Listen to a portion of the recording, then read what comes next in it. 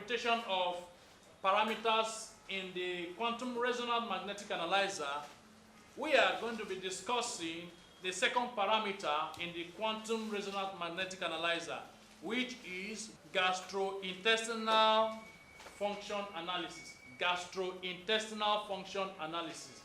This is talking about the digestive system. The digestive system. And in it we have the following parameters: the pepsin secretion function, the gastric peristalsis function coefficient, the gastric absorption function coefficient, small intestine peristalsis function coefficient, small intestine absorption function coefficient. Now let's start with the pepsin secretion coefficient. Pepsin secretion coefficient. Pepsin is an enzyme that is used to break down proteinous foods that we eat. And pepsin works best with hydrochloric acid. Hydrochloric acid. What this means is that whenever pepsin is secreted into the stomach,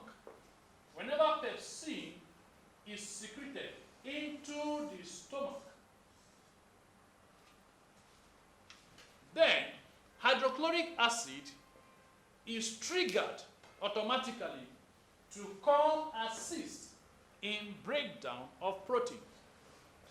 Pepsin is majorly used to break down proteinous food, but they work best with hydrochloric acid.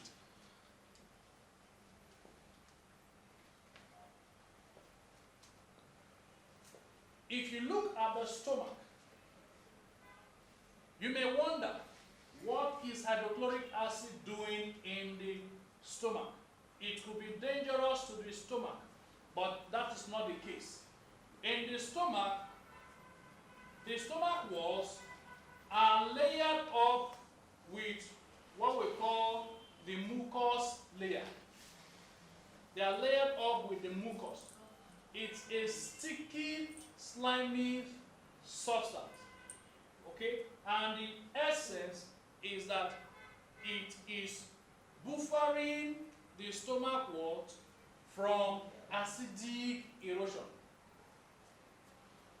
Because if the hydrochloric acid touches the walls of the stomach, it's going to cause an irritation of the stomach walls. But hydrochloric acid is used to break down proteinous food that we eat. I want to quickly correct a notion that we have been wrong about over the years, that whenever you experience acid reflux, it is on account of too much acid. From my research, it is the other way around. Let me quickly explain how this works. Whenever you take in food, especially proteinous food, like beans, hydrochloric acid is secreted. And that's what we call the stomach acid. In an average meal, it is expected to have about 1.5 liters in the stomach to aid in the digestion of the food we have just eaten.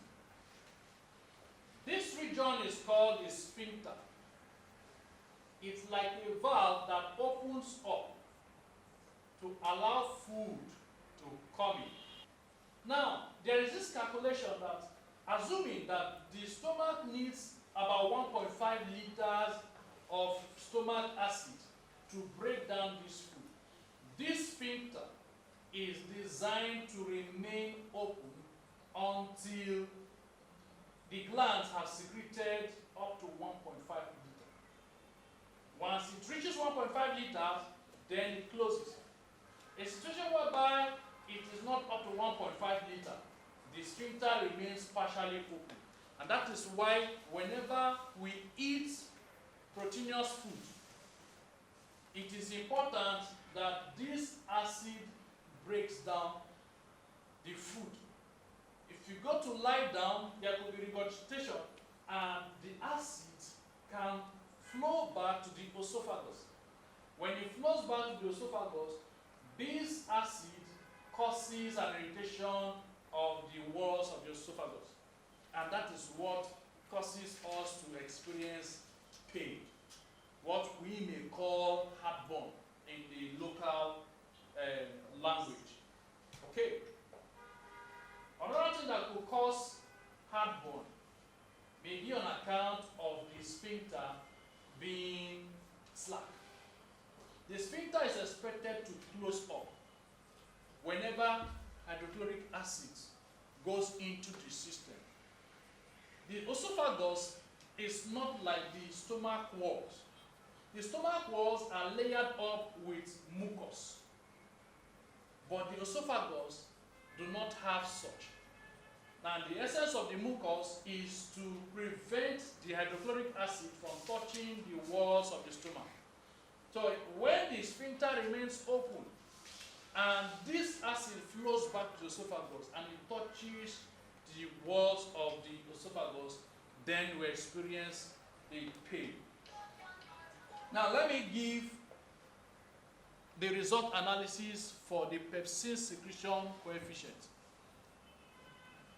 If it is reading moderately abnormal high, it is indicating excess of pepsin. An excessive pepsin in an empty stomach can cause irritation of the mucosa. Irritation of the mucosa.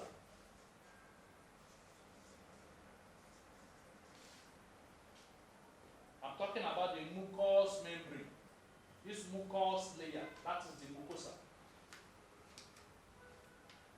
So, if it is reading moderately abnormal high, it is indicating excess of pepsin.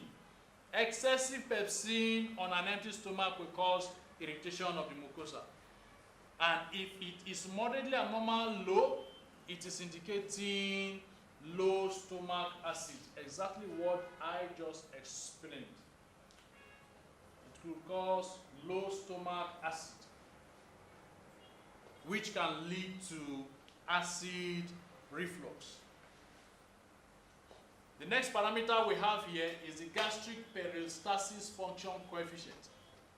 And this is talking about the movement of the food we eat. The food we eat,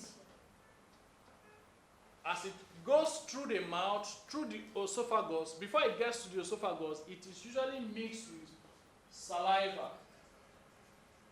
So, right from the mouth, saliva has been secreted, which also have its breaking down element to begin the digestion of the food that we eat.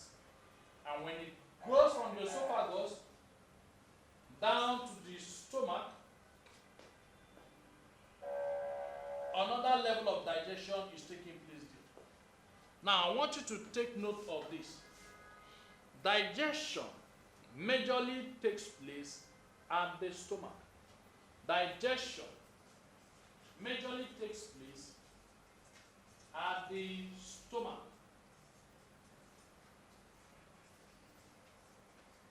While absorption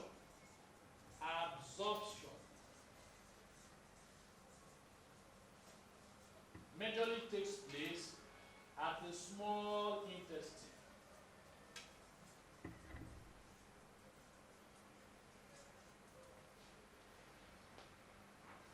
So whenever we take in food and it is broken down by the teeth into a bolus, and what we call, as it enters into the stomach, it enters as what we call chyme.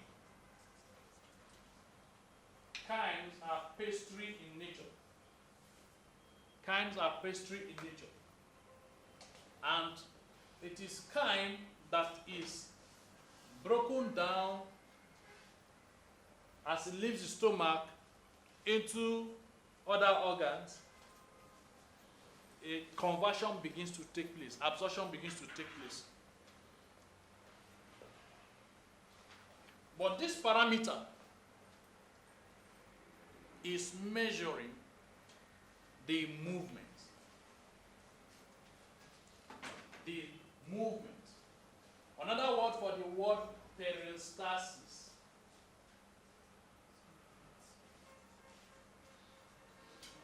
Is movement,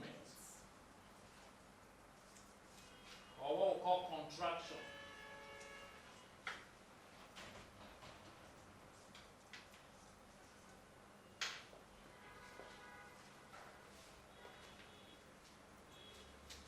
So you follow the words by their definition. Gastric peristalsis function is talking about the movement of chyme from the stomach.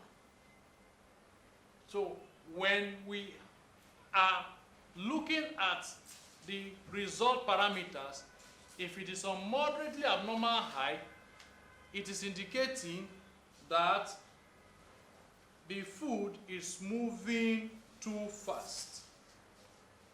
It's indicating that the food is moving too fast, not allowing enough time for nutrients to be properly absorbed. It's indicating that the food is moving too fast, not allowing enough time for the food to be properly, for nutrients to be properly absorbed.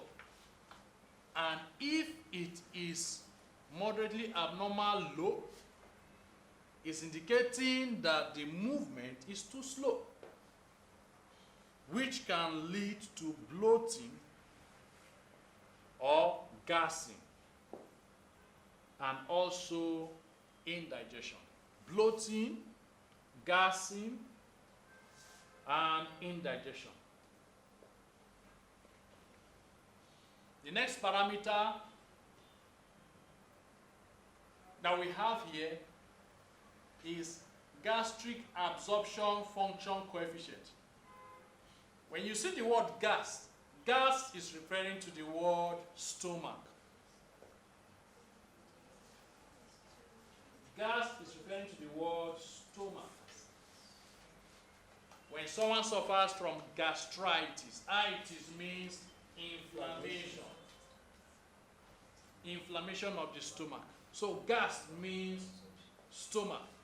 So when it's talking about gastric, it's measuring the level of movement of food at the stomach level. Gastric absorption function coefficient. Even though I have earlier mentioned that digestion majorly takes place at the stomach, there is still some level of absorption that takes place at the stomach. And so this parameter here is measuring the level of absorption that is taking place at the stomach. So if the absorption level, that if the result analysis is showing moderately abnormal high, it is generally not a concern. You will want the food in your stomach to be absorbed. So if it is absorbing nutrients well, it is not a concern, it's in order. But if it is a moderately abnormal low, it's indicating not enough stomach acid. Because we use the stomach acid to help to break down these nutrients to make it ready for absorption. So if gastric absorption function coefficient is on moderately abnormal low, it is on account of not enough stomach acid. The next parameter we have here is similar to the gastric peristalsis function coefficient, but this is focusing on the small intestine. The small intestine peristalsis function. This parameter is measuring the speed of movement of digested food through the small intestine. The food that has left the stomach is expected to land in the small intestine. Once it's done with the small intestine, it moves to the large intestine. So the speed at which this movement takes place is what this parameter is measuring. Now let me quickly explain this. If we have at the small intestine, absorption is expected to take place. And this happens whenever there is a contraction. It requires enough energy to push this kind to the next section. If it has taken out the useful nutrient, the waste is expected to move to the large intestine. From the large intestine, it goes out as feces. Whenever this is happening, water is allocated to carry this waste into the large intestine. Okay? Now, once it gets to the large intestine, it's expected to be pushed out. This water that accompanies this waste has a time limit. When, assuming it is just 30 minutes as allocated for the water to assist the movement of the waste into the large intestine and out of the system. Once the 30 minutes elapses, order from above comes for the water to return back to the system. And it's expected that within that 30 minutes, the feces is expected to have been pushed out. But if it doesn't receive enough contraction power to push it out, it stays there. But the moment the water time elapses, it goes back to the system. And as it goes back to the system, that is what makes the feces to remain there. And if it remains longer than it's supposed to stay, then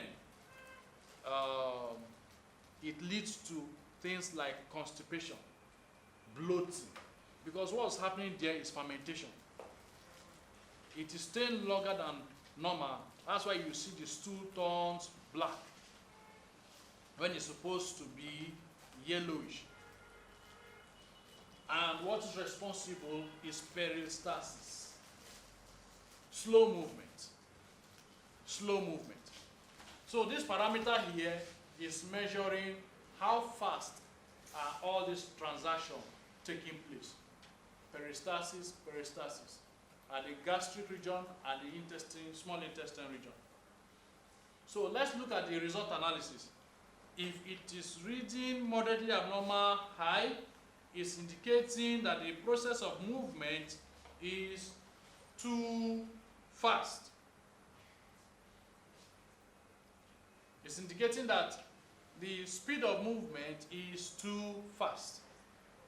And when it's too fast, it's not giving sufficient time for digestion to take place. You're going to lose a lot of nutrients when the speed of movement is too fast. Now, but if it is reading moderately abnormal low, it's indicating that the speed of movement is too slow and can lead to gassing, bloating, constipation. Gassing, bloating, constipation. The next parameter that we have there is the small intestine absorption function coefficient. And this is simply measuring the level of absorption that is taking place at the small intestine. That is where the main business of absorption ought to happen. And this happens by diffusion into the bloodstream, into the cells of the body. So if absorption is limited or it can be obstructed by reason of certain conditions of the body, So if it is reading moderately abnormal high, it can indicate that the movement is too fast and will not give enough time for digestion to take place. Okay? And if it is moderately abnormal low, it's indicating a case of an inflammation. An inflammation may be the reason why absorption is not taking place. An inflammation, an obstruction, those are disease conditions that can make absorption not to properly take place at the small intestine. Thank you very much.